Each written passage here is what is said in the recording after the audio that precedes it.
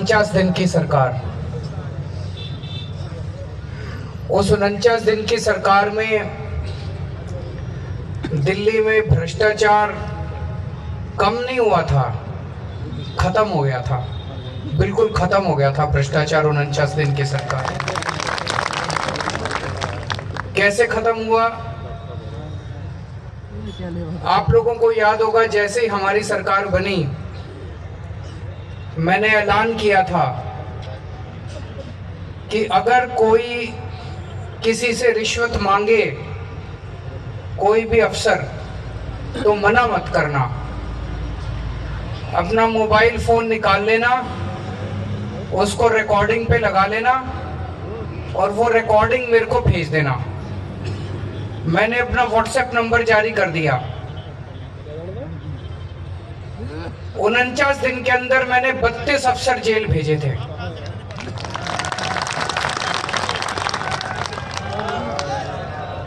और उस टाइम दिल्ली में करप्शन बिल्कुल खत्म हो गया। कोने कोने में बात फैल गई कि बड़ा सख्त मुख्यमंत्री आया है, किसी की नहीं सुनता, कोई भ्रष्टाचार बर्दाश्त नहीं करता। दिल्ली में पंजाब से बहुत ट्रक आते हैं, तो जो पंजाब से ट्रक आया करते थे उनको जो रिश्वत देनी पड़ती थी हर ट्रैफिक लाइट पे, बॉर्डर पे, उन्होंने देखा कि रिश्वत खत्म हो गई दिल्ली के अंदर, तो भ्रष्टाचार खत्म हो गया। उन्होंने वापस आके पंजाब में बताया, लोगों को बताया कि दिल्ली में जो नई सरकार बनी है, दिल्ली में जो केजरीवाल की सरकार बनी है, वहां पे भ्रष्टाचार बिल्कुल खत्म हो गया है। और आप ट्रक वालों ने जो पंजाब में वापस आके बताया, उसका नतीजा था कि अगले लोकसभा चुनाव में पंजाब के लोगों ने हमें 4 MP की सीट दी थी। उनको लगा ये सरकार बड़ी शानदार है।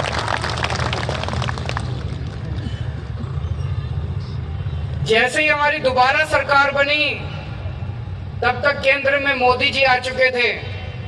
मेरी एंटी करप्शन ब्रांच जो थी, उस एंटी करप्शन ब्रांच के जरिए, जिसके जरिए मैंने 32 अफसरों को जेल भेजा था, मोदी जी ने वो मेरी एंटी करप्शन ब्रांच छीन ली। आपको पता है दिल्ली सरकार के पास पूरी शक्तियां नहीं है और हमारी सरकार की काफी सारी पावर छीन ली। अभी मुझे कुछ साथियों ने बताया कि बॉर्डर पे 5 नंबर वाले तंग करते हैं और भी कई सारी समस्याएं हैं। मेरी पावर हो या ना हो, मैं तो सड़क का आदमी हूं। अन्ना आंदोलन से निकली हुई पार्टी है हमारी। हमें इनसे काम कराने के लिए पावर की जरूरत नहीं है, बिना पावर के इनसे काम करा लेते हैं हम लोग।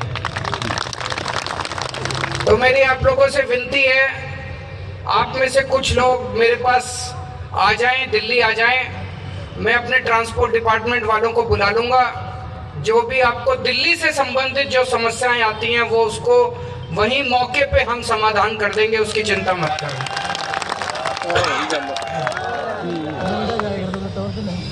अब आते हैं पंजाब की समस्याओं पे। मैं आज राजनीति करने नहीं आया, मैं आपका छोटा भाई बन के आया हूं।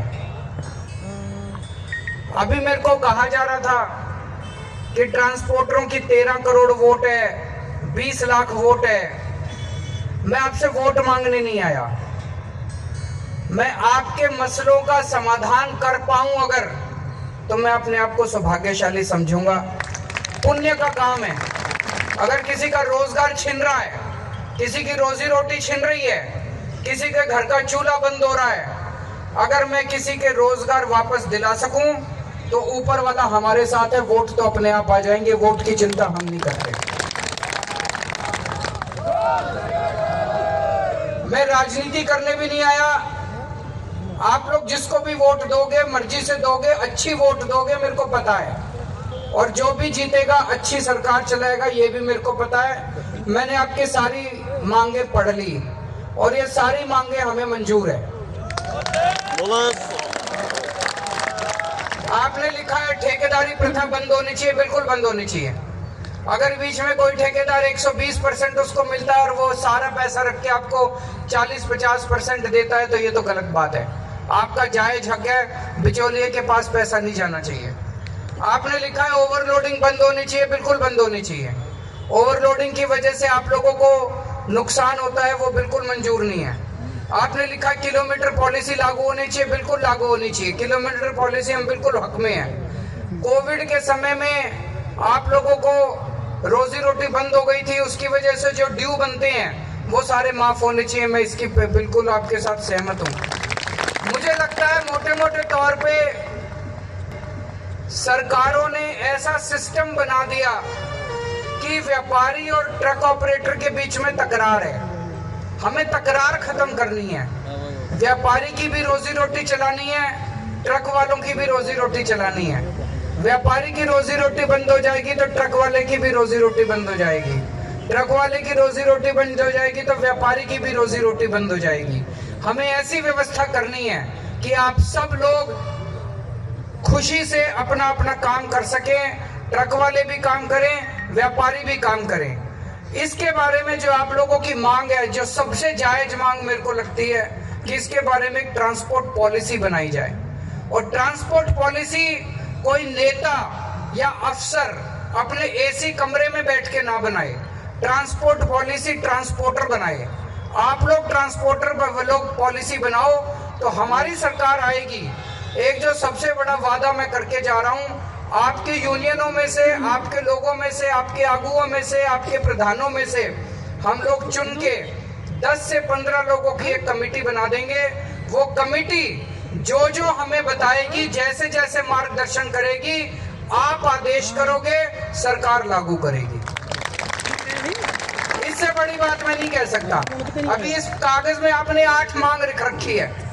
ये मैं आपको यकीन से कह सकता हूँ, ये 8 भी मान लूं तब भी जिंदगी तो बहुत बड़ी है। अब 8 और आ जाएंगी अगले साल तक, है कि नहीं है? ऐसा तो है नहीं कि 8 के बाद बस स्वर्ग मिल जाएगा, ऐसा तो है नहीं। तो आपकी सारी मांगे एक कमेटी बनाएंगे, 10 से 15 लोगों की कमीशन बना देंगे। वो कमीशन जो जो बातें कहेगा समय समय पे परमानेंट कमीशन बना देंगे।